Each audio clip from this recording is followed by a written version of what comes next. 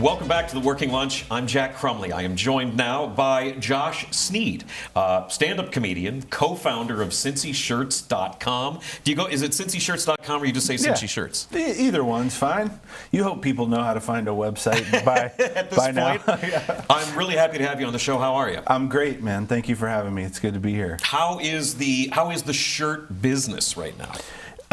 It's good. It's always up and down depending on what's happening in our city, what's happening with the local sports teams. Yeah. We've kind of positioned ourselves to be, talk about whatever everyone else is talking about. We take pride that if something happens in a game or online, that we could have a shirt about it, sometimes that day or the next day. So we just kind of keep our ear to the ground, and then in the meantime, we've developed really good relationships with all the iconic local brands, Skyline and Graders and places like that. So you guys literally have a shirt for everything, for any topic, any team, any well-known organization, any catchphrase, any retro, anything that has to do with this town. And you said you can turn stuff around even same day? Yeah, the technology of creating t-shirts has come so far since we started, 20 years ago, because back then we had to screen print everything, which meant you had to have inventory, and the setup to do one shirt was, it was a lot. And now we can print on demand, which is great for being able to throw out as many ideas as we can come up with and all the different organizations that we work with, and for those kind of hot market designs that have a short shelf life, because we only print them as they get ordered. So we can really put up as many ideas as we can think of, and the only investment we have into it is the time it took to make the design. Yeah, I know. I was going through your website and just grabbing some different designs to have there. You guys have a whole Oakley promotion going on now. Yeah. What was the motivation on that? So I grew up in St. Bernard. I'm a Cincinnati guy, and St. Bernard has a lot of local landmarks and businesses that people have an affinity for. And so I released a St. Bernard collection that kind of highlighted a lot of the places that meant a lot to me growing up. Mm-hmm. And it was very well received, especially by people who also grew up in St. Bernard. And it kind of inspired us to start to find other parts of the city where we could sort of devote a new collection to that part of the city. And so Oakley is our latest one. Right on. Did the Dairy Queen from St. Bernard make it into the shirt list? It only didn't because it's a national brand that we can't. But I would love to have a coming March 1st or opening March 1st, because that was the big thing about our Dairy Queen, was that it was closed in the winter, and it would always have that sign up. But that kind of stuff is when you find that stuff that really resonates with people, it's like a trigger. It takes people back to when they were a kid and what they felt. Like when we first opened our store, I loved being in there when someone would come in and see a Swollen shirt, or some store that isn't around anymore, Johnny's Toys or the Uncle Al show, because they would just instantly start telling a story about what seeing that meant to them. And that's kind of what we've always tried to do with the company, is tap into that history here in town that really resonates with people. Yeah, there's a baked-in emotional connection to this thing that you're selling, and that's having your sort of finger on the pulse for that has got to be a lot of fun. Do you run into copyright issues very often? Well, we've always tried to be smart about it, and do our homework when it comes to that sort of thing. So that's why when we started, it was all defunct businesses. But Dean Gregory over at the Montgomery Inn was actually the first one who kind of saw what we were trying to do and gave us the opportunity to print old Montgomery Inn logos. And that ushered us into relationships that we have now with brands that are still around, but just as iconic. How did things actually start? How did Cincy Shirts? You guys have been going for 20 years now, right? Yeah. How did things actually get started at first? We started out as a funny T-shirt brand, if you can imagine that. My business partner Darren Overholzer, very talented artist, and then I have the comedy background and whatever I could pick up from the marketing side, working at P&G before I did stand-up. Yeah, you had a really interesting pivot. Well, I want to get into that, but I want to know about the Cincy shirt. So we started doing funny T-shirts, back in 2005. That was kind of the thing, was, funny T-shirt, pop culture references. So he would do the design work, and then I would be out on the road at different comedy clubs, and I'd wear them to radio stations and on local TV, get people to ask about them. I'd tell audiences about them after the show, and that's kind of how we got started. But I always wanted to do like local stuff, and the first shirt that we ever got pressed for was a shirt that said, "Even God hates the Steelers," and there was no Bengals logo, there was no Steelers logo, but people just loved the shirt, as you can imagine. And so I also had a love for all those brands that I was talking about: the Johnny's Toys, the Mama's Cookies, the Uncle Al Show. And it wasn't until we got into that ability to print on demand and do these full color designs one at a time that we could start offering shirts like that. And as soon as we did, Cincy shirts kind of became its own thing. And then we had our funny T-shirt website was a separate thing. And then we developed old school shirts, which is kind of like what we did for the vintage aspect of Cincinnati, but other cities across the country. We have In the Clutch, which is our sports brand that has licensed sports apparel. And it's just been fun to grow these brands. Obviously, locally, Cincy Shirts is the one everybody knows about, but behind the scenes, we're working on brands that are hopefully appeal to the rest of the country. Yeah, that's such a wild evolution. Over the 20 years you've been doing this, you started comedy, in 2001? Yeah. And then the T-shirt thing came in about 20 years ago. Did you even have an idea that this would evolve into the thing that it has now? Well, that was the goal, and that was actually the genesis of doing a shirt company, period, was when I started doing stand-up. I was very young. It was a month before my 21st birthday. I was at Go Bananas up in Montgomery, and I would meet these headliners who had been doing comedy for 30 years, and they almost hated it because it was the only thing that they knew. And I just never wanted to get to a point where I didn't enjoy comedy, that I was only doing it because I had to. And so I wanted to have some sort of side hustle that could hopefully just generate enough money to let me do comedy on my own terms. And luckily that's what's happened, because I knew at some point, hopefully, I would have a family, and I didn't want to miss those early years of the big moments. So, I wanted something that didn't have to be my sole source of income, but just would be an alternative source of income. And it's kept comedy fun, which is great, because I still love to do it, because I don't have to do it. I do it because I want to.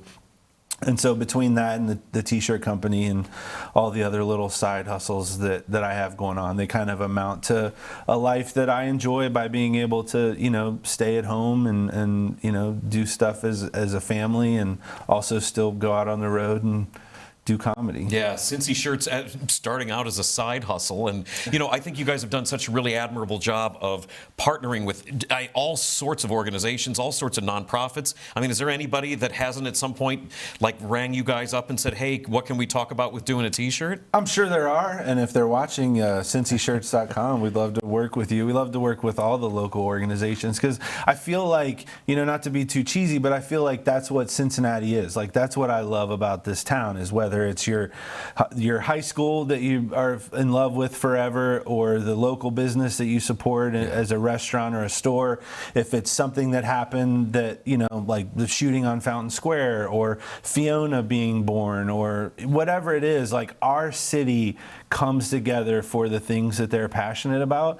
So whether it's a small 501c3 that, has a very niche audience, we can provide a solution for them to offer apparel to their, fan base, or the people who want to support them, all the way up to stuff that hopefully the whole city can get behind. Is it weird sometimes when you come up with, at this point now there's so many people coming to you with ideas, but you guys are still coming up with different ideas. Like you said, you got this neighborhood thing going on right now. Is it weird sometimes what hits and what doesn't? Were there times when you thought this is going to be a huge hit and then it just doesn't take off the way you thought it would? All the time. And then there's other times where it's like, throw it up, see if anybody likes it, and it becomes like one of our best sellers. Like, that's the beauty of the team that we have. It's a very creative, talented team that we come up with ideas that range from funny to serious to heartfelt to just a cool look graphic tee, and we just put it out there and we let the audience decide what they want and what it's trying to determine what's going to be the best seller is impossible. Do you have any memories of like recent surprises where something that blew up that you were like, really that? Or something you thought this is going to kill and then it sort of sat there? Yeah, I mean, we've had 2 separate bridge shirts that have gone off. We have the Brent Spence shirt that says, never quit working on yourself. That's good. And then when the Big Mac Bridge reopened, we had a shirt celebrating it reopened after it got damaged in that fire, and sold a ton of them. No kidding. Yeah, it's crazy. That's such a moment in time kind of thing that people wanted to get a permanent T-shirt of. I know. That's interesting. Yeah, and now we're working on Get a Fest, so we'll be supplying all the apparel at Get a Fest, and now it's another year of needing a completely new set of designs, for Get a Fest. Yeah, there's such an art to it. I mean, you got to obviously come up with a color scheme and a layout that's visually appealing to people. Does that get exhausting? Does AI play any role in the creative process for you guys? No. I mean, once in a while, if there's like an ad we need to hurry up and get out or something, and we can, find some way to, highlight our design with, a background image or something like that. But our designs themselves and pretty much all the video content and everything that we put out, it's all done by our in-house staff. So it doesn't stress me out because I'm just on the idea side once in a while to chime in. But like my business partner Darren, our designers, our salespeople, Mark Shalfu, local comedian, one of my best friends, he helps us out. The group as a whole, the way that we come together when something happens at all times of day, any day of the week.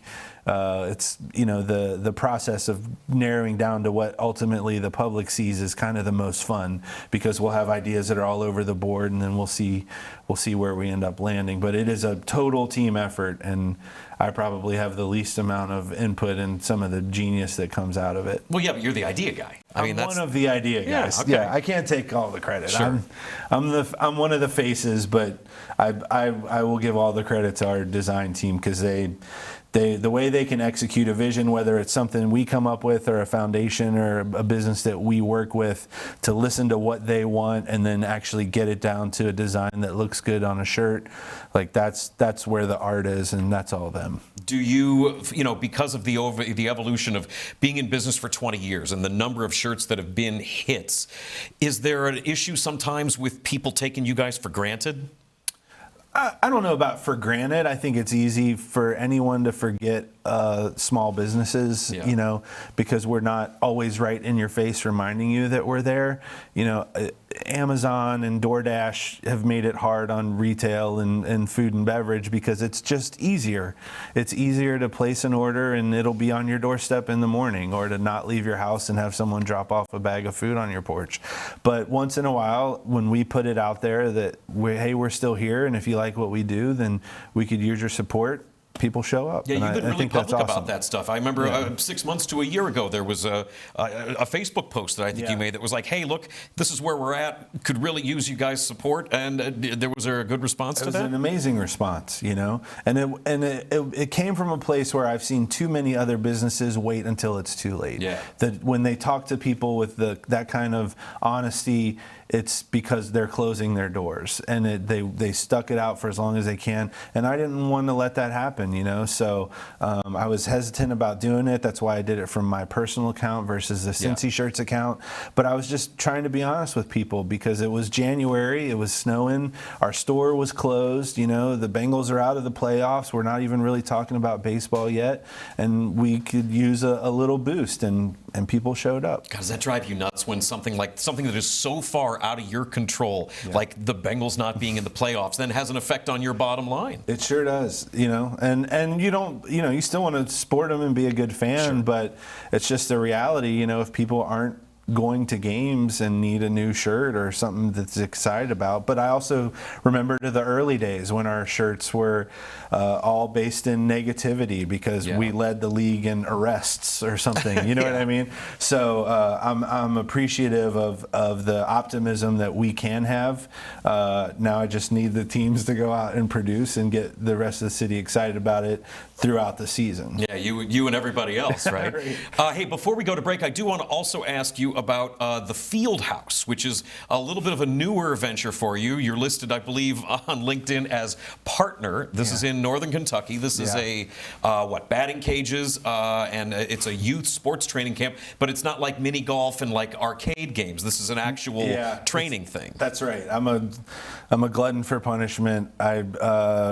There's a building that used to be a batting cage type place, 20,000 square feet, that had kind of fallen by the wayside a bit, and the owner was looking to get out once his lease was up. But I just loved the location. I got a group of friends and some local business owners together to go in on it with me, and we dumped $500,000 into this place, redid the whole thing, new turf, new netting, put in state-of-the-art pitching machines and hit tracks, have a full concession stand with kid and adult beverages and food options, TVs, something for the parents to do while the kids are taking a lesson or their team's practicing. And then, we try to supplement our baseball activity with special events. So we've had everything from micro wrestling to sports card shows. Yeah, I saw that on your website. What's micro wrestling? It's exactly what it sounds like. It's little people wrestling. It's a Discovery Channel show based out of Tennessee that tours around. And we sold over 500 tickets in January for people coming out. They put on an awesome show, and they use our venue to be one of the places where they stop locally. And so we're just trying to come up with cool ways to serve the community and put other events in there outside of the busy baseball season. And it's turned into a really cool spot, and I'd love for people to come check it out. Yeah, the response has been good so far. I mean, because it's only been going just a couple of years, right? Yeah, we're coming up on 2 years since we took it over. So that's in Fort Mitchell. In Covington, Independence. If you know where Pioneer Park is, right off of 275, we're kind of across the street. But it's thekyfieldhouse.com, and we post all the stuff that's going on. There's kind of something for everybody, and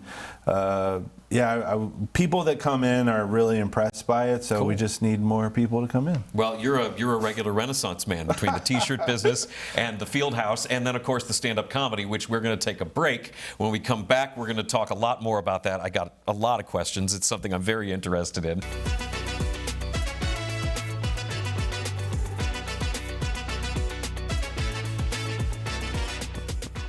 To work on not being so cynical and assuming people mean something negative every time I read it. Like, if you go to YouTube videos of me for as long as I've been doing stand-up and go through the comments section, you will see a comment repeated for my entire career. And this is what it says: "This guy looks like a fat Ryan Gosling."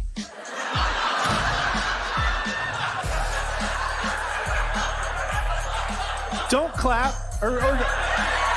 or do. I don't know how I feel about it, okay?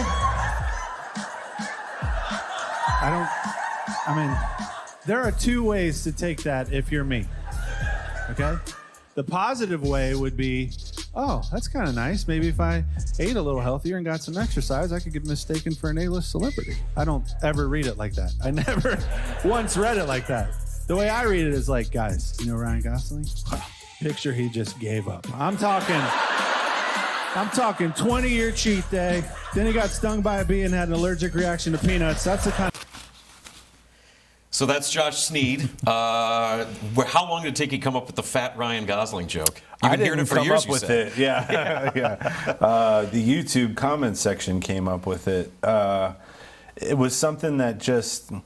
And I don't recommend anyone going into YouTube comments of videos of themselves. I'm staying out of it myself. I don't know what I was thinking, but I did notice it was something that came up a lot. That's funny. And so I finally ended up writing a joke about it, and then I wrote a joke about wanting to call my special Fat Ryan Gosling separated at girth. And then we were told that obviously legal ramifications to doing something like that. So we settled on Fat Ryan. So I just wanted to, give context of why it's named that. But yeah, it's fun to see just like a clip of it because it was shot here. Yeah, that's for those of you, if that looked familiar, that was shot at beautiful Memorial Hall, which is very close to where we're sitting right now. It's one of my favorite spots in the city. Yeah. Was there a temptation after Project Hail Mary came out to start doing that glasses thing that he does where they're dangling off on the side? Did you think about getting glasses? I thought, well, somebody said you should do, the cover should be you dressed like Ken from the Barbie movie, which was not going to happen. Oh, come on, man. Pink suit? I wanted to do a scene from The Notebook where he's holding her up in the rain, and it's me holding like a giant sandwich or something, like up in the rain. We covered enough of it, right? Fat Ryan, like I don't want to lean too far into it, but the comments now on that video is I see it or I can't unsee it, or no, he looks more like a fat different celebrity, which neat. Well, that's fodder for the next special. I guess so, yeah. So you were a systems analyst at P&G, and in the summer of 2001, according to your LinkedIn, is when you opted to get into comedy. So you jumped into comedy just before 9/11 happened. Did that have what was that? I mean, did that make a blip on your early comedy radar? How did that all work? Well, that was the July of 2001 was when I actually quit P&G to do it full time. Yeah. So we're coming up on 25 years of leaving that job. But I had been doing it for about 3.5 years as like an open micer, like learning the ropes. And I just kind of fell in love with it. So that's kind of was my lifestyle, was to work all day, and then I'd go to the comedy club at night and get on stage as much as I could. And then P&G announced cutbacks. Massive cutbacks, and my job was safe, but before they told anybody they had to go, they said, who wants to go? And I felt like I was young enough to bounce back if it ended up not being the right decision. And so I took my severance package, and then Friday the 13th of July was my last day, and I walked out, and that was 25 years ago, which is wild. You've got a story in one of your previous specials about one of those early on gigs that you did where you were doing this bit at a Dayton Dragons game. Now, just in summary, you're supposed to be dressed up as the umpire and like do a set, do like a tight five, and have the audience think that you are the umpire, but everything went horribly wrong just before your bit was supposed to happen. That's right. It's Willie Mo Pena, if you remember that name. Yeah. He was the star player for the Dragons at the time. And right before I'm about to go out to pretend to be the umpire and do stand-up. Which is a wild premise, It's a wild premise, but that's what minor league baseball, especially then, was the in-between innings stuff. That's so crazy. And so the premise was that they would tell people the umpire was a comedian, and I would put the mask on. And then right before that, there's this play at home plate, and the ump makes a horrible call, and he argues with Willie Mo and throws Willie Mo out of the game. The guy that everybody was there to see is now not going to be in the game anymore. And then the manager goes out and argues, and he gets tossed. And now people hate this guy, and I'm supposed to pretend to be him and make him laugh. Yeah, and you got to be funny on top of all that. And it was. And I really leaned into kind of being the villain that night, and I talk about it in the special. And it was memorably one of the craziest moments of doing stand-up. But I didn't have the knowledge of years like I do now of saying no to certain gigs that I probably would. Does a moment like that really make you sort of stop and think, all right, well, either I don't want to do this, I don't want to deal with that hostile of a crowd anymore, or do you think, all right, well, if I can just get through this is maybe as hard as it's ever going to get? I think it's the latter, and I tell comics today that are just starting out, if they ask, how do I know if this is something that I just want to try or maybe take serious? And I tell them, I say, no matter how it goes, if you can't wait to do it again, that's how you know.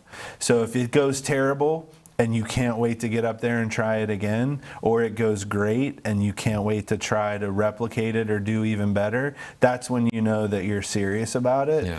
But if you're constantly afraid of failure, and that's when you should really figure out if it might just be a hobby or something that's not for you. You made the official pivot into doing it in '01, but you had about a couple of years of really sort of getting used to the waters and cutting your teeth. In terms of the idea of making that big decision to make it a thing, was it based on the idea that, well, I'm funny in my friend group, or is your brain sort of always thinking about bits and, the idea of telling a story versus telling a joke with a punchline? Like, is that something that you're sort of always storing up? I mean, I think for me it was, the things that influenced my sense of humor, which a big part of it was my dad. He was very funny. He was always funny in his group of friends. He was silly. Mm-hmm. He was a model maker at Kenner Toys. Oh, cool. So he worked with a lot of guys that were also big kids like he was. And I feel like that whether it was subconsciously or whatever it was organic, that I kind of just saw this, like, if you don't take life too serious, like, you can still enjoy your job, mm-hmm. or, it doesn't have to be a grind all the time. And I tried to implement that when I was at P&G. I tried to do things as a new hire that I thought made my coworkers laugh, or other new hires, not loathe going to work every day because they could interject some humor during the day. And so for me, like, I wanted to be on SNL. That was what I wanted. And I wasn't sure how to do that while living here. And I thought maybe if I tried stand-up, just learn how to be funny on stage in front of people the way that I felt like I was around my coworkers and friends. And so that's what was kind of like my entry point into just trying stand-up. And then I immediately fell in love with stand-up itself. Yeah. Yeah, because, I mean, anybody can sort of be the funny one in the friend group, but taking that and turning it and making it into a career, leaving a job at a big company. Right. I mean, you said that you were young enough and you were able to sort of pounce on a severance package, but that's a huge decision in a person's life. Yeah. I liked the thought of, like some of my biggest influences, it's weird to say now, but like Bill Cosby, like he was the first stand-up I ever saw. Sure. And I just thought he had this ability to retell a story and at the end not say, I guess you had to be there, right? Like, he was able to make it as funny retelling it as it was when it happened. And I've always been drawn to comics like that. That's why I like to do big stories as much as I like to do wordplay and silly little quick one-liners. I like that chance to do kind of long form and really draw an audience into like whatever I'm talking about that might take 5 or 10 minutes. And so for me, that's what I love the most about stand-up, is like taking these life stories that would be impossible for someone else to steal or replicate because I actually lived them, and then how do I make it funny to retell for an audience? And to me, that's like the fun part of figuring that out. Do you see everybody doing all the crowd work stuff and putting all that up on socials now? Does that drive you crazy, or is that something that that's just what the scene is now? I think that social media, like, this is just my opinion because people obviously love it and they'll go to the club to see it, but for someone like me, for what we just talked about, where like I'm all about like timing and and calling back to things that I said before. Prepared work. Yeah, so I want people to be paying attention the whole time, and I feel like these videos they can breed an audience member that isn't going to enjoy my show, and I'm not going to enjoy having them in the audience because they think they're now supposed to participate. Yeah, it's teaching